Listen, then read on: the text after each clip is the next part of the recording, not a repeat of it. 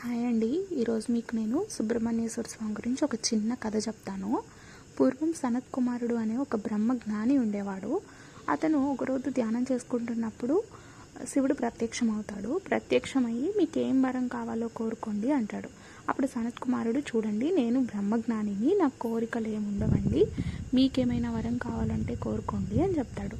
అప్పుడు శివుడు చాలా ప్రీతించింది, మీరు నాకు కుమారుడు, మీలాంటి జ్ఞాని నాకు కుమారుడు కావాలనే వరాన్ని ప్రసాదించండి అంటాడు. అప్పుడు సనత్ కుమారుడు, సరే అండి, నేను మీకు కుమారుడిగా పుడతాను, కానీ పార్వతీదేవి గర్భం నుంచి పుట్టను అంటాడు. పార్వతీదేవి, అదేంటి అలా అంటారు, మీలాంటి జ్ఞాని నా కడుపు నుంచి పుట్టకుండా నా కుమారుడు ఎలా అవుతాడండి, అలా ఎలా అండి అని అంటుంది. అప్పుడు సనత్ కుమారుడు, తల్లి మీరే అన్నారు కదా నేను జ్ఞాని అని, జ్ఞాని మళ్ళీ తల్లి గర్భం నుంచి పుట్టాలని కోరుకుంటాడా అంటాడు.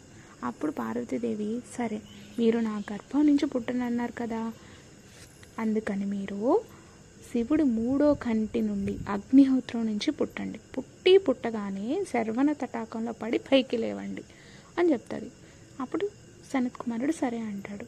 అందువల్ల శివుడు 3వ కంటి నుంచి అగ్ని నుంచి పుట్టి శర్వణ తటాకంలో పడి లేచినందువల్ల సనత్ కుమారుడు సుబ్రహ్మణ్యేశ్వర స్వామిగా శివుడు పార్వతుల కుమారుడు అవుతాడు.